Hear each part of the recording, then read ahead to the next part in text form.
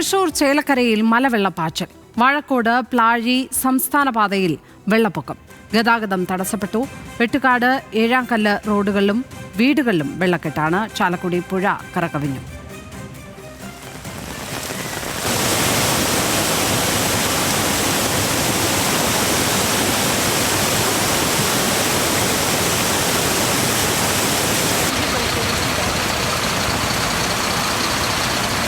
വെള്ളം കൊണ്ടിട്ട് മീൻ കച്ചവടക്കാരനാകുന്നുണ്ട്.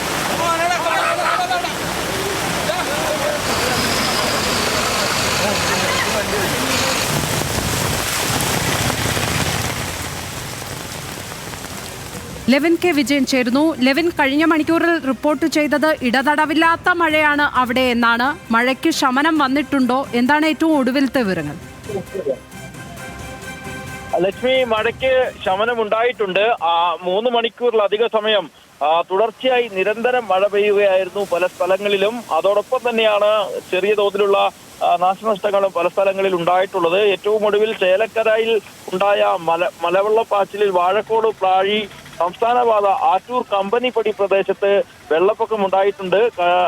കനത്ത കുത്തൊഴുക്കായിരുന്നു ഉയർന്ന പ്രദേശങ്ങളിൽ നടക്കം ഇവിടേക്ക് ഉണ്ടായിട്ടുള്ളത്. ഇതേ തുടർന്ന് സംസ്ഥാന പാതയിലെ ഗതാഗതം ഏറെ നേരം തടസ്സപ്പെട്ടിട്ടുണ്ട്. ഇപ്പോഴും ഈ വെള്ളത്തിന്റെ ഒഴുക്കിനൊരു ശകലം കുറവുണ്ടായിട്ടുണ്ടെങ്കിലും ഒഴുക്ക് നിലച്ചിട്ടില്ല. വനമേഖലയിൽ നിന്നും വലിയ രീതിയിലാണ് വെള്ളം ഇവിടേക്ക് ഒഴുകിയെത്തിയത്. ഉയർന്ന പ്രദേശങ്ങളിൽ നിന്നും ഒഴുകിയെത്തിയ വെള്ളം വലിയ ഗതാഗത തടസ്സത്തിനും കാരണമാക്കിയിട്ടുണ്ട്. നിരവധി ആളുകളാണ് ഇതേ തുടർന്ന് സംസ്ഥാന പാതയിലും മറ്റു റോഡുകളിലുമായി കുടുങ്ങിക്കിടക്കേണ്ടത്. പല സ്ഥലങ്ങളിലും അതിശക്തമായ മഴയാണ് കഴിഞ്ഞ 3 മണിക്കൂറുകളിലായി പെയ്തൊഴിഞ്ഞിട്ടുള്ളത്.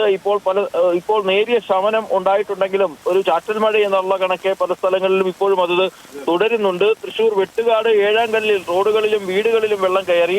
തൃശൂർ നഗരത്തിൽ അശ്വിനി ജംഗ്ഷനിൽ വെള്ളം കയറി. അശ്വിനി ആശുപത്രിയിലും പരിസര പ്രദേശങ്ങളിലുള്ള വീടുകളിലുമൊക്കെ വെള്ളക്കെട്ട് ഉണ്ടായി. പക്ഷേ ഇതിപ്പോൾ അതിന് മാറ്റമുണ്ടായിട്ടുണ്ട്.